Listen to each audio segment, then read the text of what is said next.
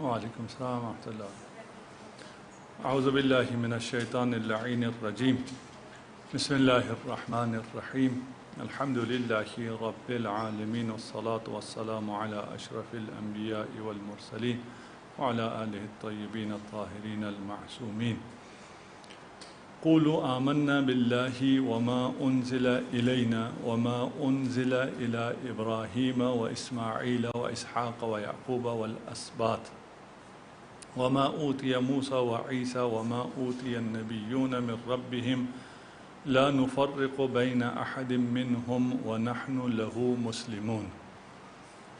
سورہ بقرہ ہمیں ایک انتہائی اہم اور دلچسپ سفر پر لیے جا رہا ہے، اور اس میں ساری گزشتہ اقوام کی کہانیاں کہیں، داستان کہیں، واقعات، وعلیکم السلام ورحمۃ اللہ، واقعات، حادثات، لیکن ان کا ہم سے گہرا ربط ہے. یہ نہیں ہے کہ ہم نے صرف تاریخ پڑھنا ہے اور اس تاریخ کے درس کو ہم نے کہیں امتحان دینا ہے اور پاس کرنا ہے، ایسا نہیں ہے. یہ سب ہم سے کہا جا رہا ہے، اور ان سب میں ہمارے لیے عبرتیں اور درس اور میسج، اور اس میں ایسے چھپا کے کہیں یا اس طرح رکھ دیا ہے کہ لوگوں کو محسوس بھی نہ ہو. اگر یہ ساری باتیں ہماری امت کی بھی ہیں، اگر ہماری امت کی یہ باتوں کو رکھ دیا جاتا تو پھر اس قرآن کے ساتھ یہ امت کیا کرتی؟ وہی کرتی جو بنی اسرائیل نے تورات کے ساتھ کیا تھا.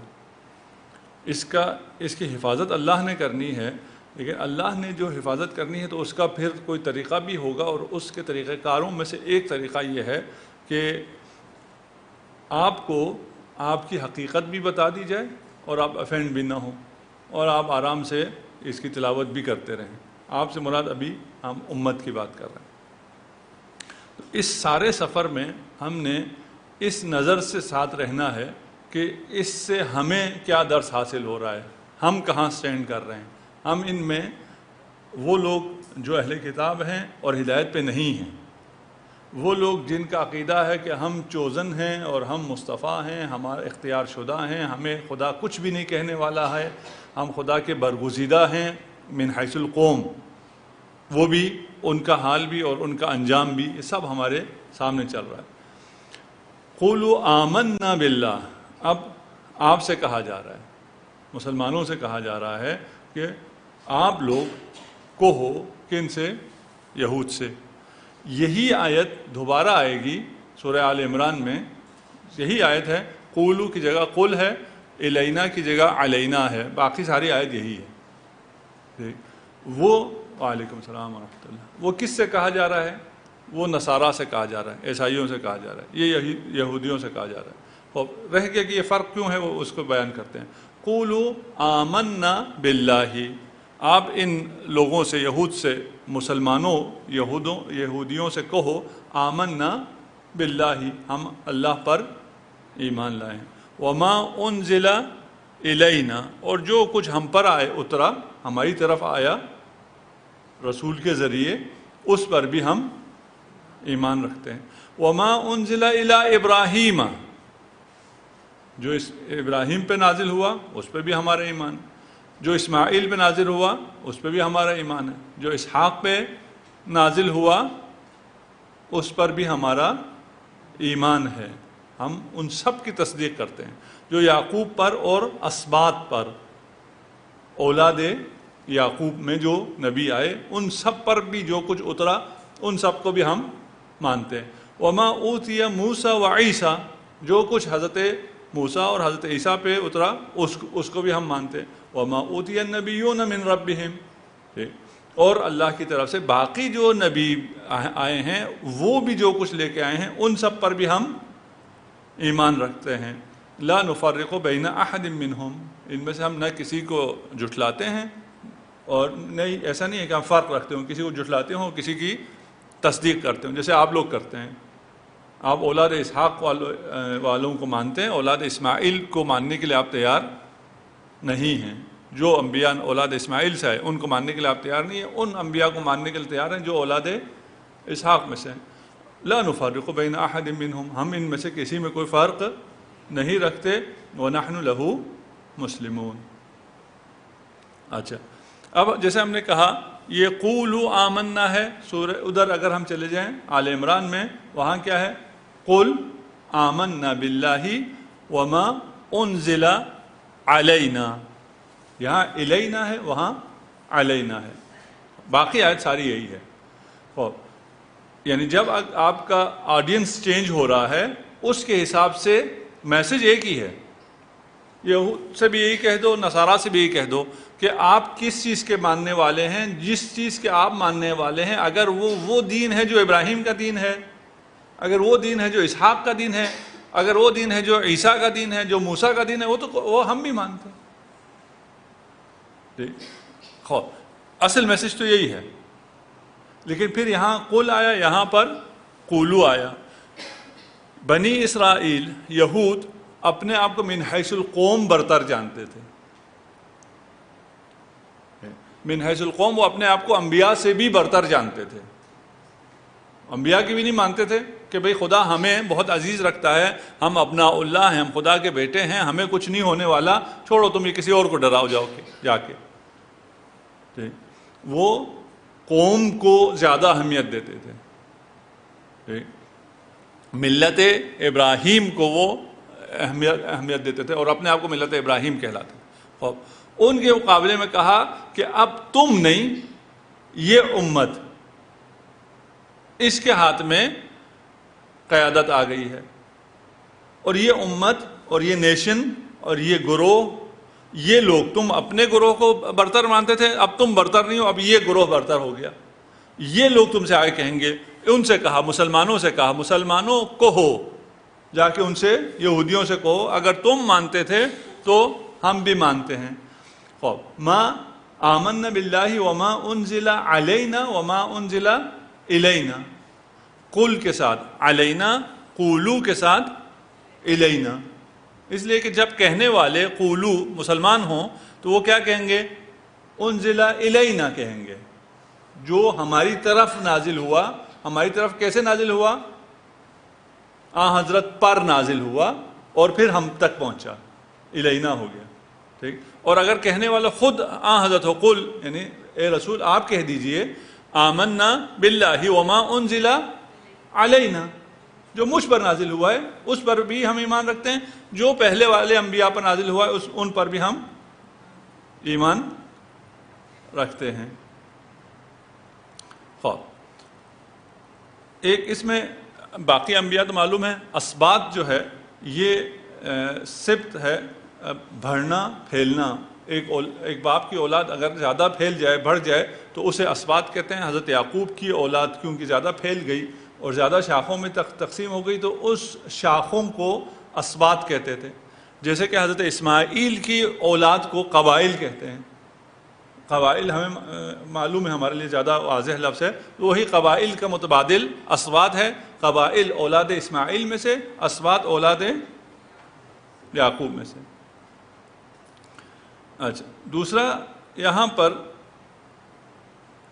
جو بات لا نفرق بین احد منہم، ہم ان انبیاء میں سے کسی میں کوئی تفریق نہیں کرتے، تم تفریق کرتے ہو، عیسائیت بھی اور مسیحیت بھی، یہ دو مسیحیت اور یہودیت، یہ دونوں کچھ کو مانتے تھے، کچھ کو نہیں مانتے تھے۔ اگر یہ اللہ کی طرف سے ہیں سارے تو پھر سب کو ماننا چاہیے، اور ہم سب کو مانتے ہیں۔ تم آ کے فرق کرتے ہو کہ ہم اس کو مانیں گے، اس کو نہیں مانیں گے، اپنے مرضی کے مطابق۔ ہم ایسی کوئی چیز کے قائل نہیں ہیں، ہم فرق کے قائل نہیں ہیں، ہم تفضیل کے قائل ہیں کہ یہ سب انبیاء ایک درجے پر نہیں تھے۔ تلک الرسل فضلنا بعضهم علی بعض انبیاء کو بعض انبیاء پر فضیلت ہے، لیکن ہیں سب سچے، ہیں سب خدا کی طرف سے۔ منہم من کلم اللہ، ان میں سے وہ حضرت موسیٰ بھی ہیں جنہوں نے خدا سے کلام کیا، اور ان میں سے وآتینا عیسیٰ ابن مریم بینات وایدناہ بروح القدس، وہ بھی ہیں، ٹھیک ہے۔ کچھ کو کسی چیز سے فضیلت دی ہے، کچھ کو کسی چیز سے فضیلت دی ہے، سب ایک مرتبے پر نہیں ہیں، لیکن ہم سب کو مانتے ہیں۔ وَنَحْنُ لَهُ مسلمون. کیوں ہم ان سب کو کیوں مانتے ہیں؟ اس لیے کہ ہم اللہ پر ایمان رکھتے ہیں، اور یہ سب اللہ کی طرف سے ان سب پر آیا ہے، اس لیے نحن لہو، ہم خدا کو تسلیم کرتے ہیں، مسلم ہیں، تسلیم ہیں، سلنڈر ہیں خدا کے سامنے. ٹھیک، نحن لہو مسلمون. یہ ہم نے پہلے ہی پڑھا تھا، نحن لہو مسلمون. جی اسی آیت کی نہیں نہیں نحن لہو مسلمون 133 آیت. اذ کنتم شہداء اذ حضر یعقوب الموت. جو ہم نے یہ آیت پڑھی تھی نا کہ جب یعقوب کو موت آنے لگی تو اس نے اپنے اولاد کو جمع کیا اور اس نے کہا کہ تم کس پہ ایمان لاؤ گے؟ تو انہوں نے کہا ہم آپ کے الہ پر اور الہ ابراہیم و اسماعیل و اسحاق پر ہم ایمان لائیں گے. اور پھر کہا وَنَحْنُ لَهُ مسلمون. آپ کہتے ہیں کہ ہم وہ قوم ہیں جو اولاد اسحاق میں سے تھے، اولاد یعقوب میں سے تھے. اگر آپ اولاد یعقوب میں ہونے پر اپنے آپ کو کہتے ہیں ہم چوزن ہیں اور ہم برتر ہیں، تو جو اولاد یعقوب کہتی تھی ان کا کلمہ کیا تھا؟ نحن لہو مسلمون. ہم مسلمان عیناً وہی چیز ہم کہہ رہے ہیں، ہم ان کے وارث ہیں، تم وارث نہیں ہو. واضح ہے؟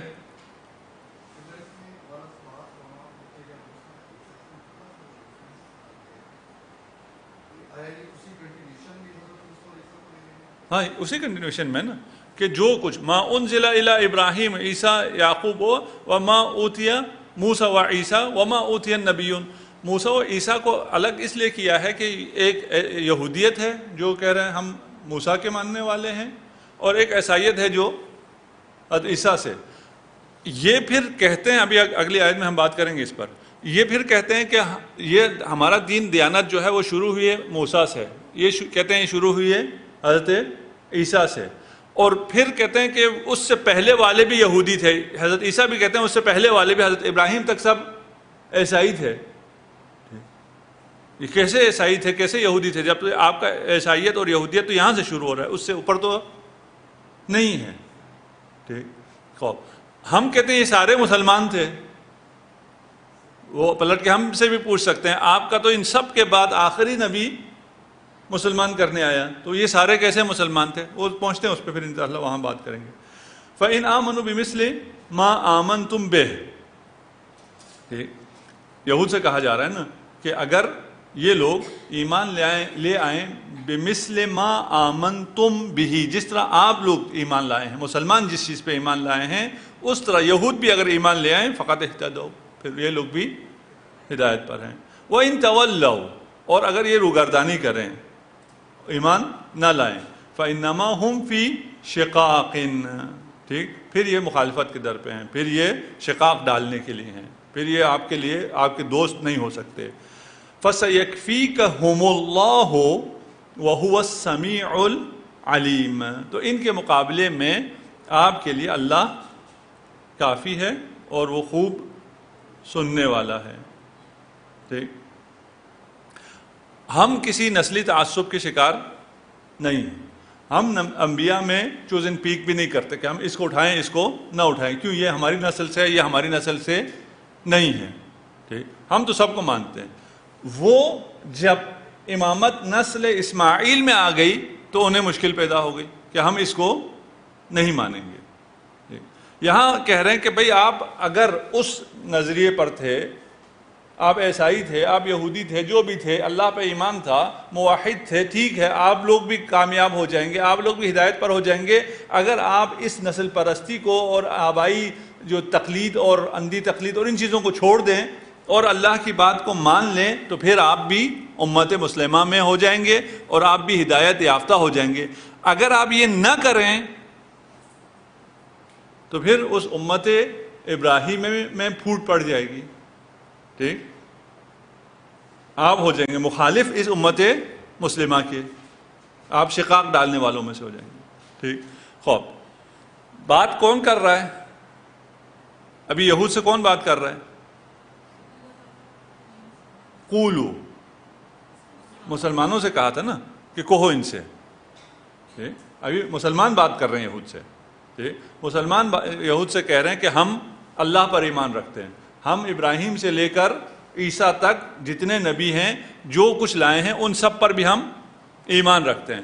فَإِنْ آمَنُوا بِمِثْلِ مَا آمَنْتُمْ بِهِ، اگر تم ایمان لے آؤ اس طرح جیسے یہ مسلمان ایمان لائے ہیں پھر تو تم ٹھیک ہو، اگر نہ لاؤ تو تم پھر شقاق ڈالنے والے ہو، ٹھیک، امت کو تقسیم کرنے والے ہو، پھوٹ ڈالنے والے ہو. جب پھوٹ پڑ گئی تو تم ان کے امت مسلمہ کے مخالف ہو جاؤ گے. فَسَيَكْفِيكَهُمُ اللَّهُ، اللہ کافی ہوگا کس کے لیے؟ جی ہاں، اگر مسلمان ہوتے فَسَيَكْفِيكُمْ ہوتا، یہاں فَسَيَكْفِيكَ ہے. یہ ہم تو یہود ہے نا، فَسَيَكْفِيكَهُمْ جو ہے یہ ہم کون ہے؟ یہود. ٹھیک ہے نا. فا سا بھی وہ ہے، فا تفریق کے لیے، سا آئندہ نزدیک کے لیے، اس کو بھی نکال دیں. یکفی ہو گیا، خدا کافی ہے کس کے لیے؟ کا، آپ کے لیے. آپ کون ہیں؟ رسول اللہ. ٹھیک، کہ یہ بات مسلمانوں کی ہو رہی ہے، سب مسلمانوں کے ایمان کی بات ہو رہی ہے. اور اگر یہ ایمان نہیں لائیں گے اور پھر یہ کسی کے مقابلے میں آ جائیں گے؟ رسول خدا کے مقابلے میں آ جائیں گے. رسول خدا کے لیے خدا کافی ہے، رسول خدا کی حمایت کے لیے خدا کافی ہے، اور یہ کوئی نقصان نہیں پہنچا سکیں گے. ٹھیک، خوب یہاں پر یہ آئندہ کی خبر بھی ہے، پیشن گوئی بھی ہے، اور خدا کا وعدہ بھی ہے کہ میں تمہاری مدد کروں گا، میں تمہارے لیے کافی ہوں. ٹھیک، خوب بس اگر نسل پرستی، انتشار، پراکندگی اور پھوٹ پڑنے کی باتوں میں اگر ہم پڑ گئے، اختلاف میں ہم پڑ گئے، تو اس شقاق کی وجہ سے کیا ہو جائے گا؟ ہم کمزور ہو جائیں گے. ہم کمزور جب ہو جائیں گے تو ہماری مدد ہوگی، ہماری پھر مدد نہیں ہوگی. کس کی مدد ہوگی؟ رسول کی، اور وہ جو حق پر ہے. پھر آپ کے امت ہونے سے آپ کو کوئی فائدہ نہیں ملے گا. یہ پہلے امت ابراہیمی کی شقاق ہے، اب آپ امت مسلمہ میں آ کر بھی نسل پرستی شروع کر دیں، ٹھیک، فرقہ پرستی شروع کر دیں، پراکندگی شروع کر دیں، شقاق ڈال دیں امت میں. اگر آپ شقاق ڈالنے میں ہوئے، ٹھیک، تو آپ انہی کے ایجنڈے پہ چلیں گے جو یہود و نصارہ کا ایجنڈا ہے. اس ایجنڈے پہ چلنے کی وجہ سے اللہ آپ کے ساتھ نہیں ہے، اللہ ہمیشہ نبی کے ساتھ ہے، رسول کے ساتھ. صبغۃ اللہ ومن احسن من اللہ صبغہ. کہا ہے تفرقہ سے ہمیں روکا گیا ہے، ہمیں ان ڈائریکٹ میسج ملا ہے نا کہ آپ نے تفرقہ نہیں کرنا، تفرقہ کیا تو خدا آپ کے ساتھ نہیں ہے. ان ڈائریکٹ ہمیں بھی آ گیا نا میسج. ٹھیک، جب ہمیں یہ میسج آ گیا تو صبغۃ اللہ، اب رنگ برنگی نہ بنو. کوئی رنگ اختیار کیا ہوا ہے، کوئی رنگ اختیار کیا ہوا ہے، کسی نے کوئی شکل بنائی ہوئی ہے، کسی نے کوئی ہیئت بنائی ہوئی ہے، اور اسی ہیئت اور اسی شکل اور اسی رنگ پر وہ فرقوں میں بٹے ہوئے ہیں، تقسیم ہوئے ہیں، گروہوں میں بٹے ہوئے ہیں. اگر ملت مسلمہ ہو تو پھر ایک ہی رنگ ہے، اور کون سا رنگ ہے؟ وہ خدائی رنگ. اور جو خدائی رنگ ہے وہ کون سا ہے؟ کالا ہے، نیلا ہے، پیلا ہے، ہرا ہے، لال ہے، کیا ہے؟ جی توحید کا کلر. ٹھیک، یہ مادی کلر نہیں ہے، وہ معنوی کلر ہے، وہ شفافیت ہے، وہ روحانیت ہے، وہ معنویت ہے. صبغۃ اللہ ومن احسن من اللہ صبغۃ. ٹھیک ہے نا. اللہ کے رنگ سے زیادہ اچھا اور کون سا رنگ ہو سکتا ہے؟ وَنَحْنُ لَهُ عَابِدُونَ. ٹھیک ہے نا. اور ہم صرف ایک ہی اللہ کی عبادت کرتے ہیں، اسی کے رنگ میں ہم رنگتے ہیں، اور کسی رنگ کا ہم ضرورت ہی کوئی نہیں. ٹھیک، یہود جب کوئی یہودی ہو جاتا ہے یا ان کا جو بچہ پیدا ہوتا تھا اس کو پانی میں نہلاتے تھے، رنگ کرتے تھے، فلان کرتے تھے. یہ آپ نے ہندوؤں میں بھی دیکھا ہے، وہ ہولی ہے، فلان ہے، پتہ نہیں کیا ہے، وہ بھی رنگ کرتے ہیں، کیا کرتے ہیں، ادھر رنگ لگاتے ہیں، ادھر رنگ لگاتے ہیں. ہمیں رنگ ونگ لگانے کی ضرورت نہیں ہے. ہمارا رنگ وہی فطری رنگ ہے. ہمیں فطرت کے رنگ میں اپنے آپ کو رنگنا ہے، اور وہ فطری رنگ معنوی رنگ ہے. اور وہ معنوی رنگ وہ شفافیت ہے، اس میں پھر ڈینسٹی نہیں ہے، آلودگی نہیں ہے، کثافت نہیں ہے جو عام رنگوں میں ہے. جب یہاں تک آ گئے کہ ہم نے خدائی رنگ اور فطری رنگ اختیار کر لیا، تو اس عقیدے کا لازمی نتیجہ یہ ہے کہ ہم صرف خدا کی عبادت کریں. نحن لہو عابدون. لہو پہلے آئے، جیسے ایاک نعبد، ایاک پہلے آنے سے صرف تیری عبادت کا ترجمہ کرتے ہیں نا. یہاں بھی نحن لہو عابدون، ہم صرف اس کی عبادت کرتے ہیں. روایات میں ہے کہ صبغۃ اللہ سے مراد، صبغہ سے مراد اسلام ہے. اللہ کا رنگ وہی توحید، توحید وہی اسلام. یکتا پرستی کا اور جو وہ ہے معنوی رنگ، وہ توحید اسلام کا صبغۃ اللہ ہے. اور اس کے علاوہ پھر اگر آدمی اپنے آپ کو بہت رنگین کرتا ہے، اس کا مطلب یہ ہے کہ اس کے اندر رنگ نہیں ہے. قل اتحاجوننا فی اللہ وهو ربنا وربکم ولنا اعمالنا ولکم اعمالکم ونحن له مخلصون. قل، اب رسالہ آپ سے کہہ رہے ہیں، اب قولو نہیں ہے. اور قرآن میں قولو بہت کم ہے، میرا نہیں خیال اس کے علاوہ اور پتہ نہیں، مجھے ایگزیکٹ نہیں پتہ، ابھی ذہن میں نہیں ہے اور اس کو ہم نے سرچ بھی نہیں کیا، لیکن بہت کم ہے. اصل زیادہ تر قل آتا ہے. قل اتحاجوننا، کہہ دیجئے کیا تم اللہ کے بارے میں، فی اللہ، اللہ کے بارے میں ہم سے مخاصمت کرتے ہو، ہم سے لڑائی کرتے ہو. وَهُوَ رَبُّنَا وَرَبُّكُمْ، جبکہ وہ تمہارا بھی رب ہے اور ہمارا بھی رب ہے. پھر لڑائی کس چیز کی؟ وَلَنَا أَعْمَالُنَا وَلَكُمْ أَعْمَالُكُمْ، ہمارے لیے ہمارے اعمال، تمہارے لیے تمہارے اعمال. وَنَحْنُ لَهُ مخلصون، لیکن ہمارے اعمال خالص اللہ کے لیے ہیں. تمہارے اعمال خالص اللہ کے لیے نہیں ہیں، تمہارے اعمال قبول نہیں ہوں گے. یہاں یعنی کچھ لوگ اس طرح ترجمہ کرتے ہیں کہ ٹھیک ہے جی، تم جو کر رہے ہو کرو، ہم جو کر رہے ہیں ہم کریں گے. پتہ نہیں ہمارے ہاں بھی ایک مشہور ہے، پتہ نہیں کسی کو چھیڑو نہیں، اپنا عقیدہ چھوڑو نہیں، کسی کو چھیڑو نہیں، اور پتہ نہیں فلان سب اچھے ہیں، سب اچھے کوئی نہیں ہے. ہاں ایسا کچھ نہیں ہے. ٹھیک، جب آپ اسلام کی دعوت دینے جا رہے ہیں تو حقانیت کی دعوت تو دینی پڑے گی نا. یہ تو نہیں ہے کہ سب اچھے ہیں، سب تو جیسا رہے میں ویسا رہوں. نہیں، ہاں معاشرت میں ٹھیک ہے، وہ الگ مسئلہ ہے کہ زندگی کرنے میں آپ کو اس تعصبات کی وجہ سے دشمنی نہیں کرنی ہے، کسی کو تنگ نہیں کرنا ہے، کسی کو اذیت نہیں کرنی، وہ ایک الگ اخلاقیات ہے. لیکن عقائد میں آ کے ایسا نہیں ہے کہ تو تیرے اعمال تیرے ساتھ، میرے اعمال میرے ساتھ، دونوں جنت میں چلے جائیں گے. نہیں، دونوں نہیں جائیں گے. نحن لہو مخلصون، جو خالص ہوگا، جو اللہ کے لیے عمل ہوگا وہی قبول ہوگا. تیرے اعمال تیرے ساتھ، میرے اعمال میرے ساتھ. اب ان سے کہا کیا جا رہا ہے؟ یہ یہود اور نصارہ دونوں سے کہا جا رہا ہے کہ تم ہمارے ساتھ اللہ پر لڑائی کرتے ہو. ٹھیک، اور آپ کو بھی اگر ایکسپیرینس ہوا ہو تو آج کل کفار بھی آپ کو طنز کرتے ہیں، اللہ المائٹی اور فلان، اور گاڈ تو خود کہتے ہیں، وہ اللہ کہہ کے آپ کو بھی مذاق اڑاتے ہیں. اللہ جو ہے وہ ہم سے پہلے، مسلمانوں سے پہلے مسیحی اور یہودی استعمال کر رہے تھے پہلے سے. وہ چھوڑے، مشرکین بھی لفظ اللہ استعمال کرتے تھے اور اللہ کے قائل بھی تھے، اللہ کی خالقیت کے مشرکین بھی قائل تھے. ٹھیک، اگر ان کے پرانے ٹیکسٹ میں، ابھی آپ کو بائبل اور یہ جو ہے آپ کا تورات کس میں ملتا ہے؟ انگلش میں زیادہ تر ملتا ہے. یہ قدیم انگلش میں تھا نہیں، عبرانی میں تھا، پھر عربی میں تھا، پھر باقی زبانوں میں، پھر انگلش میں. تو بہت بعد میں جب یہ تھوڑا سا علم گیا یورپ تک، وہاں جا کے ترجمہ ہوا ہے. اس سے پہلے یہ خود بھی اللہ کہتے تھے.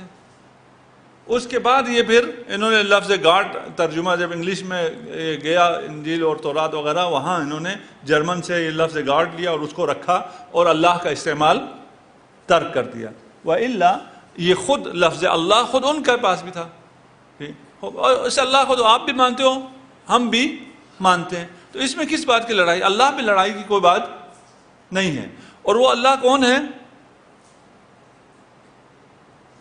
ربنا وربکم. ہم دونوں کا رب اللہ ہے، اس کو دونوں تسلیم کرتے ہیں، تینوں تسلیم کرتے ہیں، یہودیت، مسیحیت اور اسلام.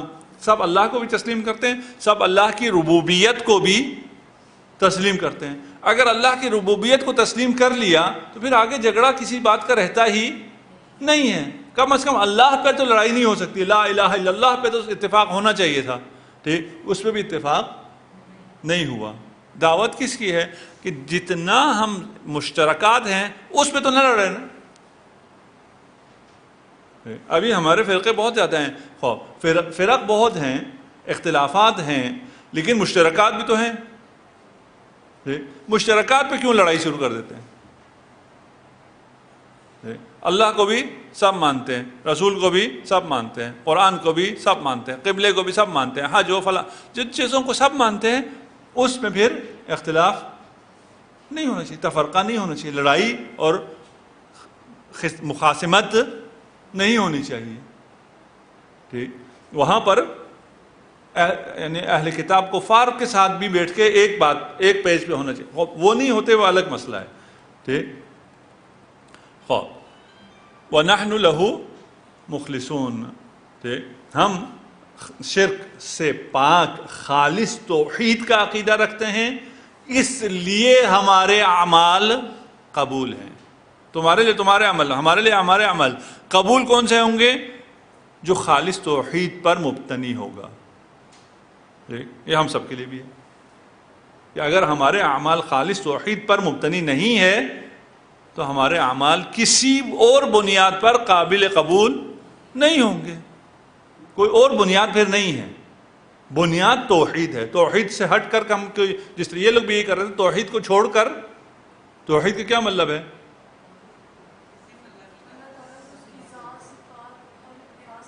ہر لحاظ سے نا، پھر اسی کو حق ہے انتخاب کرنے کا کہ امامت کہاں جائے گی، رسالت کہاں جائے گی. اگر آپ یہ نہیں مانیں گے تو آپ توحید کو نہیں مانیں. توحید کا مطلب صرف توحید کہتے رہنا تو نہیں ہے. اپنی مساجد یا عبادت گاہوں کا نام توحید رکھنے سے توحید تو نہیں ہوگا.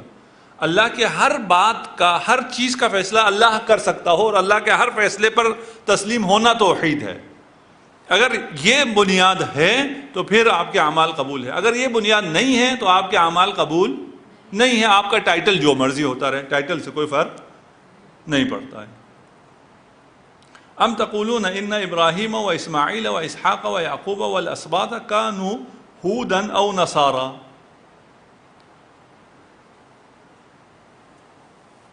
ان سے کہا جا رہا ہے تم کہتے ہو، کیا تم کہتے ہو کہ ابراہیم، اسماعیل، اسحاق، یعقوب، اسباط ہم نے بتایا دے کیا ہے، کانوا ہودا او نصارا، یہ یا یہودی تھے یا نصرانی تھے. اس لیے کہتے تھے اگر آپ کو ہدایت چاہیے تو یا یہودی بنو یا نصرانی بنو. اس دو کے علاوہ، ان دو سٹریمز کے علاوہ کوئی اور ہدایت کے لیے راستہ نہیں ہے. آپ کو اسی مین سٹریم میں آنا پڑے گا.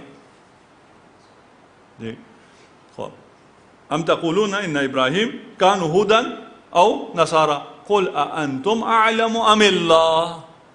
تم زیادہ جانتے ہو یا خدا زیادہ جانتا ہے. یہ کب مانیں گے اس بات کو؟ جب یہ مانیں کہ یہ خدا کہہ رہا ہے. یہود و نصارہ جس طرح خطاب ہو رہا ہے نا کہ تمہیں زیادہ پتا ہے یا مجھے زیادہ پتا ہے، خدا یعنی وہ کب اس بات کو مانیں گے؟ جب یہ کلام کس کی طرف سے آ رہا ہو؟ اللہ کی طرف سے آ رہا ہو، اس کو وہ مانتے ہوں. یہود اور نصارہ بہت اچھی طرح جانتے تھے کہ یہ قرآن اللہ کا کلام ہے. اس پہ ان کا اندر سے پورا ایمان تھا، ان کو ذرا برابر بھی شک نہیں تھا. یہ بہت متعدد آیات ہیں، ٹھیک ہے. خوب، اسی لیے اس طرح خطاب آ سکتا ہے نا، قل انتم اعلم ام اللہ. تم زیادہ جانتے ہو یا خدا زیادہ جانتا ہے کہ یہ کیا تھے، نصرانی تھے یا یہودی تھے. ٹھیک. ومن اظلم ممن کتم شہادۃ عندہ من اللہ، اس سے بڑا ظالم اور کون ہو سکتا ہے جو اس شہادت کو، گواہی کو چھپائے جو من عند اللہ ان کے پاس تھی۔ وما اللہ بغافل عما تعملون، اور یہ لوگ جو اعمال انجام دے رہے ہیں خدا اس سے بے خبر نہیں ہے۔ اچھا، جو ہم نے پہلے بات کی تھی، جو حضرت ابراہیم، اسماعیل، اسحاق، یعقوب، وہ اسباط، یہ لوگ یہودی بھی نہیں ہو سکتے اور نصرانی بھی نہیں ہو سکتے۔ یہودیت کی آغاز حضرت موسیٰ سے ہوئی ہے۔ جو دین حضرت موسیٰ نے شروع کیا ہے اس پر کیسے یہ گزشتہ انبیاء اس پر ہوں گے؟ یہ تو ممکن نہیں ہے۔ جو دین حضرت عیسیٰ نے شروع کیا ہے یہ گزشتہ انبیاء کیسے عیسائی ہو سکتے ہیں؟ ٹھیک، یہ مشکل یہودیت کی نسبت عیسائیت میں اور زیادہ ہو جاتی ہے۔ کیوں؟ اس لیے کہ وہ کہتے ہیں کہ مومن، بلیور وہ ہے جو عیسیٰ پر ایمان رکھتا ہو، کیونکہ اسے وہ خدا کا بیٹا بناتے ہیں، الوہیت کے درجے پہ شامل کرتے ہیں، اس پر ایمان کے بغیر ان کا ایمان کامل ہوتا ہی نہیں ہے، وہ بلیور ہوتا ہی نہیں ہے۔ یہ نہ فقط نصرانی نہیں ہو سکتے، کیونکہ اس وقت حضرت عیسیٰ نہیں تھے کہ ان پہ ایمان ہو،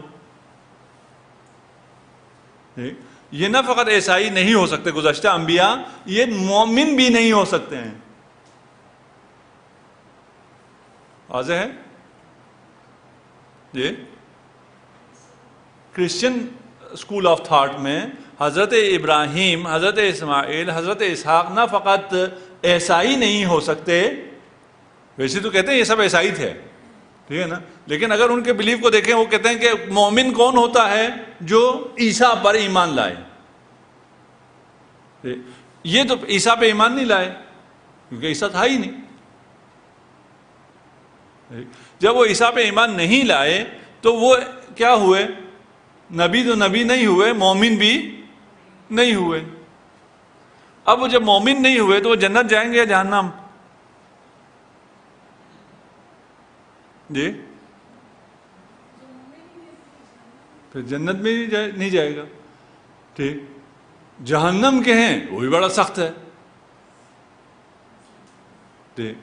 جنت میں اس لیے نہیں بھیج سکتے، انہوں نے کہا جنت میں حضرت عیسیٰ پر ایمان کے بغیر آپ جا ہی نہیں سکتے۔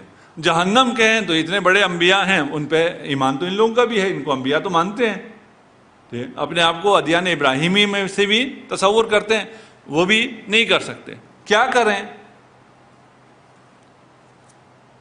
جی،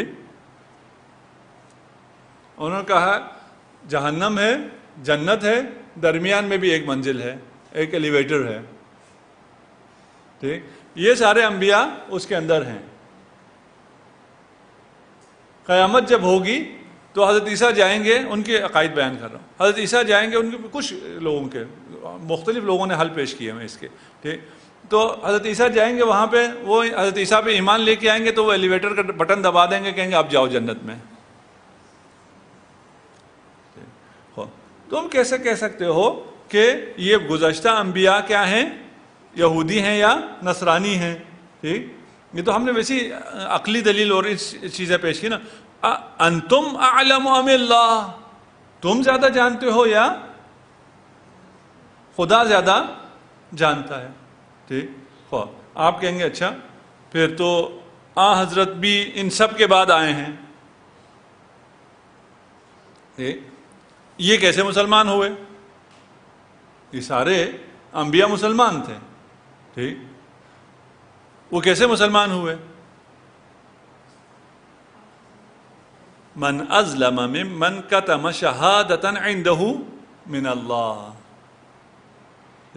ان تمام چیزوں میں پہلے بھی کہا ہے نا، ہم جو ہم پہ نازل ہوا ہے اور جو پہلے نازل ہوا سب پہ ایمان رکھتے ہیں، سب میں گواہی لی ہوئی تھی رسالت مآب کی کہ وہ خاتم الانبیاء ہیں، وہ آئیں گے، ان پہ ان کی ہم گواہی دیتے ہیں، ان کی یہ نشانیاں ہیں، یہ علامات ہیں، سب کچھ ادھر تمام ان جو شریعتیں ہیں گزشتہ اور تمام انبیاء ان سب میں کی تعلیمات کا وہ حصہ تھی، اور سب کے ایمان کا حصہ تھی خاتمیت پر ایمان، اور یہ ان کے پاس تھا اور ان سے بڑے کون ظالم ہو سکتے ہیں؟ یہ شہادت گواہی ان کے پاس تھی اللہ کی طرف سے، یہ اس کو چھپا دیتے ہیں. ٹھیک. وَمَا اللَّهُ بِغَافِلٍ عَمَّا تَعْمَلُونَ. ہمارا کیا خیال ہے؟ پہلے وہ آپ نے آیت ذہن میں ہے نا، یہ یہودی کہتے تھے مسلمانوں کو نہ بتاؤ، پھر خدا کی بارگاہ میں یہ لوگ احتجاج کریں گے. ٹھیک.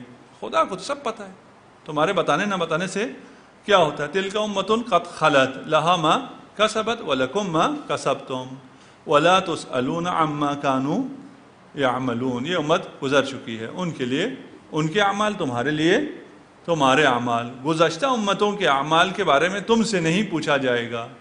یہ 134 تقریباً یہی آیت پہلے ہم پڑھ چکے ہیں، گزر چکی ہے. یہ اس کی اہمیت کی وجہ سے دوبارہ آ رہا ہے کہ پیدرم سلطان بود یا میرے بڑے اسلاف یہ تھے اور ان کے کارنامے یہ تھے، وہ اتنے نیک تھے یا وہ فلان تھے، اس پر آپ کو کچھ نہیں ملنے والا. ٹھیک. لہا ما کسبت لکم ما کسبتم. جو تم حاصل کرو گے وہی تمہیں ملے گا، جو انہوں نے حاصل کیا وہ انہیں ملے گا، ان کا تمہیں کچھ نہیں ملے گا. نہ ان کی برائی سے تمہیں کوئی فرق پڑے گا، نہ ان کی اچھائی سے کوئی تمہیں فرق پڑے گا. سیقول السفہاء من الناس. اور لوگوں میں سے کم عقل لوگ ضرور کہیں گے، آئندہ کہنے کی بات ہے، من الناس ما ولاہم عن قبلتہم التی کانوا علیہا، کہ جس قبلے کی طرف یہ پہلے کانوا علیہا، جس قبلے کی طرف یہ پہلے سے تھے، ما ولاہم، کس نے ان کا رخ پھیر دیا ہے. ٹھیک. قل اللہ المشرق والمغرب، کہہ دیجئے کہ اللہ کے لیے مشرق بھی ہے اور مغرب بھی ہے. یہدی من یشاء الی صراط مستقیم، اللہ جسے چاہتا ہے راہ راست کی ہدایت فرماتا ہے. اچھا، اب یہ کم عقل لوگ کون ہیں؟ جو قبلے کے تبدیلی پر اعتراض کرنے جا رہے ہیں. ٹھیک. یہ جو قبلہ تبدیل ہو رہا ہے، یہ صرف قبلہ تبدیل نہیں ہو رہا، یہ مرکزیت اور امامت تبدیل ہو رہی ہے. پہلے مرکز بنی اسرائیل ہیں، اولاد اسحاق ہے. ٹھیک. اب مرکز کہاں آ گیا؟ اولاد اسماعیل میں آ گیا. ٹھیک. جب اولاد اسماعیل کے پاس امامت آ رہی ہے تو اس امامت عظمیٰ جو حضرت ابراہیم نے اپنی ذریت کے لیے مانگا تھا، وہ ادھر سے یہاں جب آ گئی، اولاد اسماعیل میں جب آ گئی، تو اولاد اسماعیل میں جو یادگار اور مرکز جگہ ہے وہ کون سی ہے؟ کعبہ ہے، بیت المقدس نہیں ہے. ٹھیک. وہاں سے بیت المقدس سے یہ بات تبدیل ہو کے کہاں آ گئی؟ کعبہ میں آ گئی. کعبہ کوئی فن تعمیر کا شاہکار نہیں ہے، نہ احرام مصر ہے نہ تاج محل ہے، بلکہ تعمیرات کے لحاظ سے اس آڈیٹوریم سے بھی معمولی تر ہے، کچھ بھی نہیں اس میں. ٹھیک. اور نہ ہی مکہ کوئی خوش آب و ہوا اور سیر اور تفریح کی جگہ ہے کہ آدمی کہے چلیں حج بھی ہو گیا ساتھ، اور ساتھ میں ہنی مون بھی ہو گیا، فلان بھی ہو گیا، نہیں، کچھ بھی نہیں. ٹھیک. پھر کعبہ کو کیا خصوصیت حاصل ہے؟ کعبہ کی ساری خصوصیت معنوی ہے، روحانی ہے. یہاں پہلا گھر حضرت آدم نے بنایا، یہیں سے نسل انسانی کا آغاز ہوا، یہیں سے دعوت الہی کا آغاز ہوا، یہیں سے خلافت الہی کا آغاز ہوا ہے. یہیں حضرت ابراہیم اور حضرت اسماعیل نے مرکز بنایا، دوبارہ اس کو طاہر کیا، پاک کیا اور لوگوں کو حج کی دعوت دی. اسی مکہ کی طرف حضرت ابراہیم ہجرت کر کے آئے اور یہیں سے رسالت مآب ہجرت کر کے گئے. یہیں وہ ذبح عظیم کی قربانی پیش کی گئی. اسی کعبہ میں سب سے بڑی بت شکنی ہوئی. یہیں وہ عظیم فتح مکہ کا واقعہ بھی یہیں پیش آتا ہے. ٹھیک. یہیں اسی کعبہ میں حضرت ابراہیم کے عظیم فرزند امیر المومنین بھی متولد ہوتے ہیں. ٹھیک. بس کعبہ ایک رمز ہے اور مرکز ہے مرکز جہاد ہے، مرکز انقلاب ہے، مرکز تحریک و دعوت اور توحید ہے، اس کی ایک لازوال تاریخ اس کعبہ سے منسلک ہے۔ اس میں اب کیا ہو گیا، بیت المقدس سے تبدیل ہو کر یہ آ گیا کعبے کی طرف۔ اس پر یہودیوں کو کیوں اعتراض ہو گیا؟ یہودیوں کو کیا مسئلہ ہے؟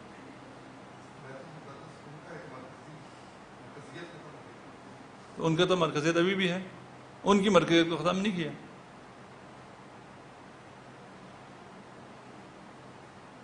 ان کی مرکزیت کو ختم نہیں کیا۔ جی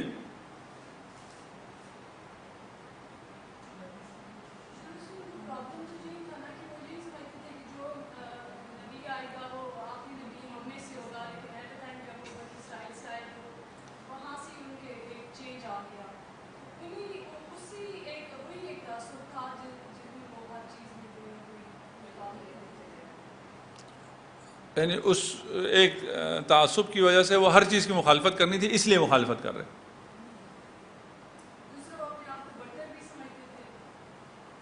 وہی اپنے آپ کو برتر سمجھتے تھے، ان کا اپنا مرکز ہے، وہ اپنا دین ہے، وہ خدا کے محبوب ہیں، اولاد ہیں، نعوذ باللہ ان کی باتیں کرو نا، وہ اولاد ہیں اللہ کے، ان کو نہ جنت جہنم میں جلایا نہیں جائے گا، کچھ بھی نہیں ہوگا، وہ سب کچھ کرتے رہیں، خوش رہیں۔ کیا اس سے کیا فرق پڑا کہ مسلمان جدھر مرضی رخ کر کے نماز پڑھے؟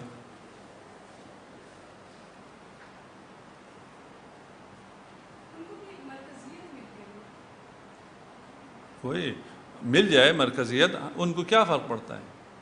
ٹھیک، مثلا فرض کریں ابھی ہندو پتہ نہیں کہاں کوئی تہوار کرتے ہیں انڈیا میں، ٹھیک، ہمیں کیا فرق پڑتا ہے؟ کرتے جی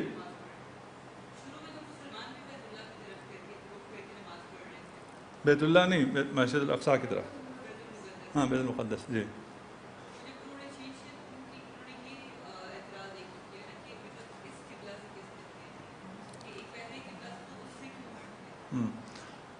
یہود بہت اچھی طرح جانتے تھے کہ حضرت حق پر ہیں، اگر حق پہ نہ ہو، ٹھیک، اگر باطل ایک وہ ہو، قبیلہ ہو، ٹھیک، وہ کافی اور قبائل مشرکین کافی تھے یہود کے ساتھ، اسی جزیرۃ العرب میں، حجاز میں زندگی کرتے تھے، ان لوگوں کے مختلف قبلے تھے اور وہ لوگ کعبہ ہی آتے تھے، وہ بیت المقدس تو نہیں جاتے تھے، یہود کو کوئی مسئلہ نہیں تھا، انحراف جہاں مرضی جائے اس کا تو کوئی مسئلہ نہیں ہے نا۔ یہ مثلا جیسے ہم نے کہا کہ وہ جو ہندو ہیں ان کا کوئی مرکز ہے، وہ کوئی اور مرکز ہی بنا لے، ہمیں کیا فرق پڑے گا؟ ہمیں تو کوئی فرق نہیں پڑے گا۔ ہمیں کیا فرق پڑے گا اگر مسلمانوں میں سے ایک گروہ ادھر سے نکلے اور کہیں چلے جائے، ہمیں فرق پڑے گا۔ ٹھیک، یہود کو معلوم تھا کہ یہ خدا کی طرف سے آیا ہے دین، اور اس دین پر ان کا کامل ایمان تھا، ان کی مصلحتیں ٹکرا گئی تھی اس لیے نہیں مان رہے تھے، وہ الگ مسئلہ ہے، ٹھیک، لیکن وہ کہتے چلیں مرکز تو ابھی بھی ہمارا ہی ہے بیت المقدس۔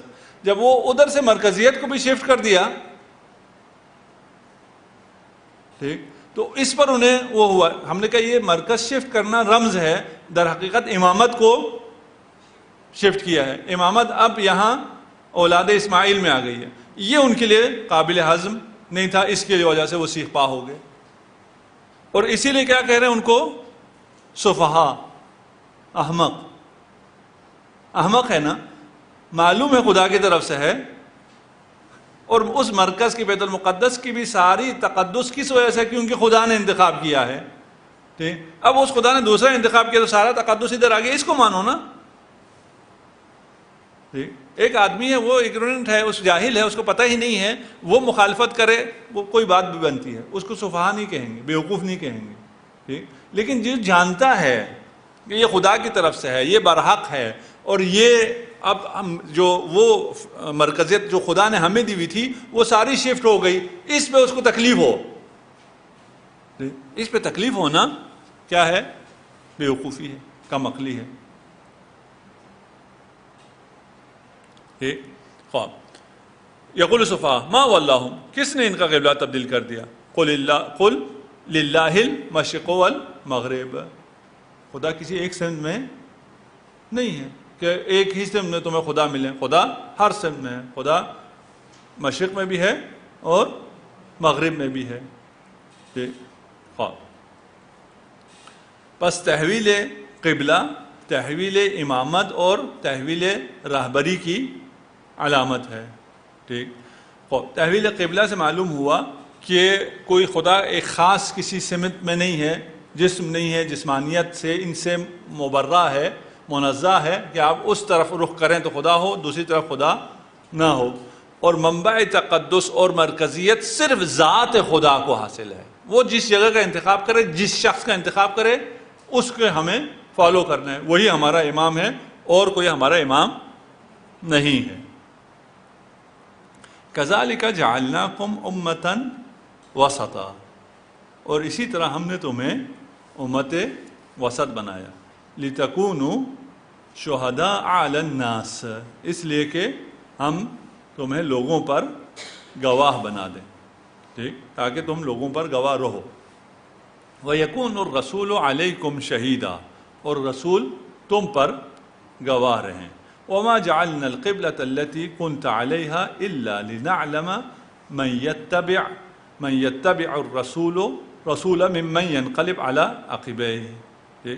اور ہم نے اس قبلے کو تبدیل نہیں کیا الا اس لیے کہ ہمیں معلوم ہو جائے کہ کون رسول کی اتباع کرتا ہے اور کون الٹے پاؤں پھیر جاتا ہے.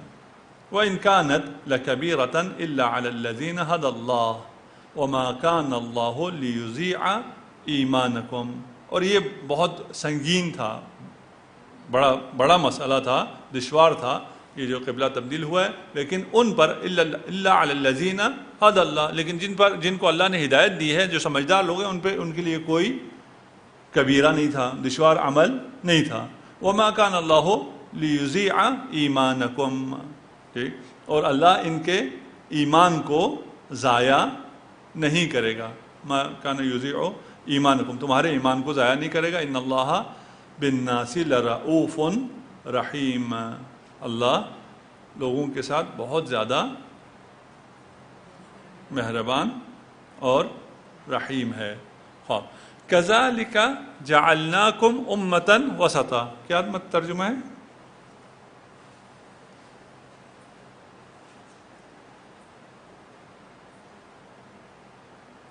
جی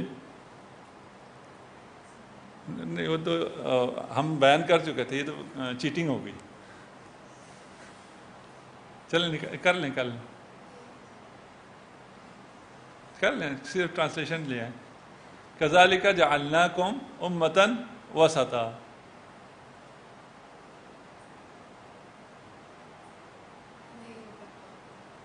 جی اچھا، ہمیں صرف پہلے جملے کا چاہیے، آخر وہ نیچے کر کے نا. آپ ویسے ہم نے کرتے جیسا کذالک، اسی طرح جعلناکم، ہم نے قرار دیا آپ کو امۃ وسطا، امت وسط. لتکونوا شہداء علی الناس، تاکہ آپ گواہ رہیں لوگوں پہ. ویکون الرسول علیکم شہیدا، اور رسول آپ کے اوپر گواہ ہے. کیا مطلب ہوا؟ کچھ سمجھ میں آیا؟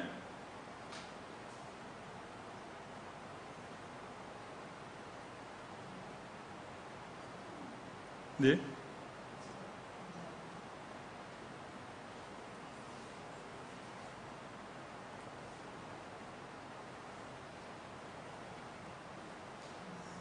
کچھ تو سمجھ میں آیا نا.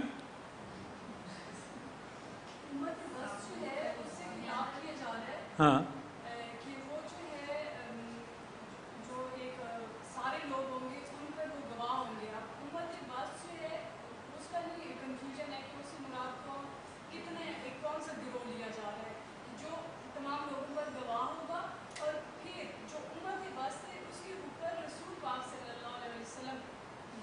گواہ ہوں گے. ٹھیک ہے. کذالک جعلناکم، ہم نے تمہیں، ٹھیک ہے نا، ہم نے تمہیں امت وسط قرار دیا. ٹھیک، اچھا اب یہ جو امت وسط ہم ہو گئے پھر، ٹھیک ہے نا، ہمیں امت وسط قرار دیا. آپ تفاسیر پڑھیں، اس طرح کی چیزیں نکلتی ہیں کہ اس امت کو وسط قرار دی. کیسے اس امت کو وسط قرار دیا؟ اس لیے کہ اس کو افراط اور تفریط سے بچایا ہے. افراط تفریط پتہ ہے؟ ٹھیک ہے نا؟ ٹھیک، نہ بہت زیادہ ایکسٹریم اور نہ ہی بہت زیادہ گر جاتے ہیں، درمیان میں ہیں. افراط و تفریط سے بتایا. میانہ روی، ان کے عقائد اور افکار میں میانہ روی پیدا کی. یہ نہ مادی اشیاء کو بہت زیادہ توجہ دیتے ہیں، نہ بالکل دنیا کو ترک کر دیتے ہیں. نہ رہبانیت کے قائل ہیں، نہ دنیا بالکل ترک کر دیتے ہیں، نہ ہی مادی چیزوں کو بہت زیادہ اہمیت دیتے ہیں. یہ سب ہماری تعریفیں ہو رہی ہیں. ٹھیک، یہ اپنے ادراکات اور نظریات میں بھی میانہ رو ہیں.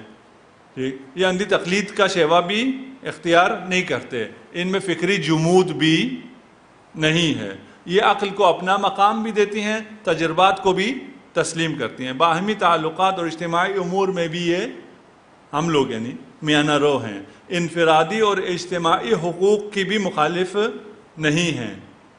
اجتماعی حقوق کو بھی مانتے ہیں اور انفرادی حقوق کو بھی مانتے ہیں. یہاں پر بھی میانہ رو ہیں. محل وقوع کے اعتبار سے بھی یہ کرۂ ارضی کے وسط میں ہے. کعبہ وسط میں ہے، اس کے اطراف میں امت وسط پائی جاتی ہے. مشرق اور مغرب کے اعتبار سے بھی یہ لوگ وسط میں ہیں. عہد اور زمانے کے اعتبار سے بھی یہ وسط میں ہیں. وہ گزشتہ اقوام تھیں، درمیان میں یہ وسط میں ہیں، اور بعد میں آنے والے وہ ہیں.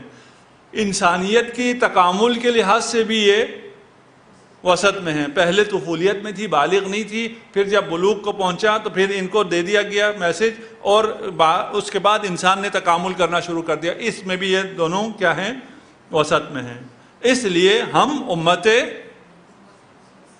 وسط ہیں، اور یہ سارے ہمارے فضائل.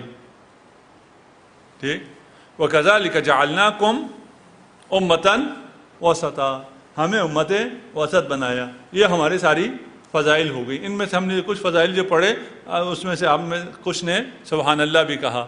ٹھیک، اور یہ ٹھیک ہے، ہمارے یہ فضائل ہیں، ٹھیک ہے نا. لیکن ہم یہ ہیں، یہ ہم ہیں. كَذَلِكَ جَعَلْنَاكُمْ أُمَّةً وَسَطًا لِتَكُونُوا شُهَدَاءَ، ہم گواہ رہے ہیں. کس پر؟ لوگوں پر. ہم لوگوں پہ گواہ. ہمارے آپ جتنے مرضی فضائل پڑھ دیں کہ ہم وسط ہیں، ہم فلان میں ہیں، ہم میانہ رو ہیں، ہم دنیا دین دونوں کو لے کے چلنے والے ہیں، ہم اقتصاد اور روحانیت ان کو بھی لے کے چلنے والے ہیں، قرۂ خاکی پہ کے بھی ہم وسط میں واقع ہوئے ہیں. جو مرضی اور بھی جتنے مرضی فضائل پڑھنے ہیں پڑھ دیں، ہم کہاں لوگوں پر گواہ بن سکتے ہیں؟ بن سکتے ہیں؟ جی جی نہیں، ہم بن سکتے ہیں نہیں بن سکتے، ہم یہ بات کر رہے ہیں نا. کوشش کر سکتے ہیں. ٹھیک، دیکھیں رسالت مآب وہ ہیں، شہید ہیں. شہید یعنی شاہد ہیں، ٹھیک ہے نا، گواہ ہیں. رسالت مآب گواہ ہیں کس پر؟ سب پر. سب پر گواہ ہونے. اب یہاں پہ کہا یہ امت وسط گواہ ہے، امت وسط پر رسالت مآب گواہ ہیں، تو رسالت مآب سب پر گواہ ہو گئے. سب پر گواہ ہونے کا مطلب یہ ہے کہ کل قیامت کے دن آپ کو اٹھا کے لایا جائے اور کہا جائے کہ آپ کے دل میں ایمان تھا یا نفاق تھا، رسالت مآب گواہی دیں گے اس کے دل میں ایمان تھا. ٹھیک، آپ نے ایک چھت کے نیچے جس کے ساتھ پوری زندگی گزاری ہوتی ہے اس کے دل میں بھی کیا ہے نہیں بتا سکتے، گواہی نہیں دے سکتے. کبھی لڑائی ہوتی ہے تو اس کو منافق کہتے ہیں، کبھی دوستی ہوتی ہے تو اس کو مومن کہتے ہیں، کبھی ٹھیک رہتے ہیں تو کہتے ہیں یہ درمیان میں سے. کہاں کون گواہی دے سکتے؟ جس کے ساتھ ساری زندگی گزار رہے ہیں اس کی بھی گواہی نہیں دے سکتے. سارے لوگوں کی ناس کی گواہی کہاں سے دیں گے ہم لوگ؟ جی ہاں، بس امت وسط اور شہادت میں کوئی ربط نہیں ہے. ٹھیک، اچھا یہ ابھی ہم کہاں ہیں؟ جامع کوثر میں. جی ہم حضرت ابراہیم کی دعا، ان کی کیا تھا ساتھ؟ اور امت، ان کی ذریت، ان کی وصیت، ان سب میں ہے نا. ٹھیک، ہم وہاں ہیں. ہم ایک دم اس میں سے نکل کے امت وسط کو اپنے آپ کو بنا کے بیٹھ جائیں تو پھر پچھلی ساری جو چل رہی ہے باتیں اس کا کیا رابطہ ہو گیا؟ اتنا زیادہ بنی اسرائیل اور پھر حضرت ابراہیم، ساری ان آیتوں میں کتنے آیتیں ہو گئی؟ 140 آیتیں آپ کو گھما کے یہاں تک لائے ہیں کہ آپ کی تعریف کریں. اور آپ کو خود ہی پتا ہو میں کوئی شہید وحید نہیں ہوں. شہید مراد گواہ. ٹھیک ہے نا، مجھے اپنی کوئی خبر نہیں ہے. ٹھیک، ان آیات کا تسلسل جو ہے وہ کہاں سے آ رہا ہے؟ اسی منصب امامت. شروع منصب امامت سے ہوئی ہے نا. وَإِذِ ابْتَلَىٰ ابراہیم. ٹھیک، بات شروع کہاں سے ہوئی ہے؟ اسی منصب امامت سے ہوئی ہے. اس کے بعد کہا وَمِن ذُرِّيَّتِهِ. ٹھیک، اسی پس یہ امت وسط کا تعلق بھی اسی دعائے ابراہیمی سے ہے. وَمِن ذُرِّيَّتِنَا أُمَّةً مُسْلِمَةً لَكَ. میری ذریت میں جسے آپ نے امامت دی ہے اس میں سے ایک امت بھی پیدا کر. ٹھیک ہے، یہ وہ امت وسطہ ہے جو دعائے حضرت ابراہیم ہے. ٹھیک، ملت ابیکم ابراہیم هو سماکم المسلمین. ٹھیک ہے نا، یہ جو ملت ہے، امت ہے، یہ ملت ابیکم ابراہیم، یہ تمہارے والد ابراہیم کی ملت ہے. هو سماکم، اس نے آپ کا نام مسلمین رکھا تھا. من قبل وفی ھذا لیکون الرسول شہیدا علیکم وتکونوا شہداء علی الناس. سورہ حج میں ہے. ٹھیک ہے نا، اس لیے کہ تم پر، تم کون ہو؟ تم اپنے باب ابراہیم کی ملت ہو. یعنی ذریت ابراہیم کی بات ہوئی نا، سورہ حج کی آیت پڑھو. ٹھیک، تم اپنے والد یعنی ذریت ابراہیم سے خاطب ہو رہے. یہ ذریت ابراہیم جس کا نام مسلمان بھی خود حضرت ابراہیم نے رکھا ہے، اس لیے کہ تم گواہ رہو اور رسول تمہارے اوپر گواہ رہیں. ٹھیک، بس یہ امت وسط جو ہے ہم نہیں ہیں. ٹھیک، یہ امت وسط کون ہے؟ دعائے ابراہیم ہے اور یہ ملت ابیکم ہے. ٹھیک، یہ کون ہے؟ یہ وہ ہیں جو گواہی دے سکیں. اس کو سمجھنا ضروری ہے. یوم تشہد علیہم السنتہم وایدیہم وارجلہم. ٹھیک ہے، قیامت کے دن ہمارے اوپر کون گواہی دے رہا ہوگا؟ ہماری زبانیں، ہمارے ہاتھ، ہمارے اعضاء، پاؤں. ٹھیک ہے نا، ہم نے اس ہاتھوں کے ذریعے جو کام کیا ہوگا یہی ہمارے خلاف گواہی دینے بیٹھ جائے گا. ٹائم اوپر چلا گیا. ٹھیک، چلو ہم اس کو سمیٹ لیتے ہیں. ٹھیک، بس یہ گواہ ایسے ہونے چاہیے جیسے یہ ہاتھ ہیں. ہم نے ان ہاتھوں سے جو کام لیا ہے اس کے بعد اگر ہم ان کے خلاف بولنا چاہیں تو زبان بھی ہمارے حق میں نہیں بولے گی. زبان بھی بولے گی ہمارے خلاف یا ہمارے حق میں، جو بھی گواہی ہمارے خلاف ہو یا ہمارے حق میں. ٹھیک، یعنی ہمارے اعمال سے ہمارا ہاتھ جتنا آگاہ ہے اتنا یا اس سے بھی زیادہ اس امت وسط کو آگاہ ہونا چاہیے. تبھی تو جا کے گواہی دیں گے. گواہی بھی خدا کے حضور میں دینی ہے نا، ہمارے کسی کورٹ میں تو نہیں دینی. نہ جج کو کچھ پتا ہے، نہ وکیلوں کو کچھ پتا ہے، کسی کو کچھ پتا نہیں، سب جاہل لوگ بیٹھے ہوئے. انسان بیمار ہوا، انسان اسی طرح ہے نا. ٹھیک، اس میں توہین عدالت تو نہیں ہو جائے گی نا. ٹھیک، انسانوں کو کیا پتا؟ کچھ ہی پتا نہیں. ان کے سامنے جو مرضی گواہی جا کے دے دے. لیکن یہاں گواہ خود خدا کے سامنے گواہ ہے اور ان کی گواہی پر رسالت مآب اس کے اوپر موجود ہیں. رسالت مآب خود گواہ ہیں اور ہم سب کے اعمال پر گواہ ہیں. یعنی ہم ان رسالت مآب کی جو روح ہے وہ اتنی محیط ہے ہم سب پر کہ ہمارے ظاہری اعمال اور ہمارے باطنی اعمال دونوں کو آپ دیکھ رہے ہیں. تبھی تو آپ گواہی دیں گے نا. ٹھیک، یہ امت وسطہ بھی وہ ہیں. تو انشاءاللہ کل اس کو مزید بحث کرتے ہیں کہ پھر یہ کون ہے امت وسط۔ والسلام علیکم ورحمۃ اللہ وبرکاتہ۔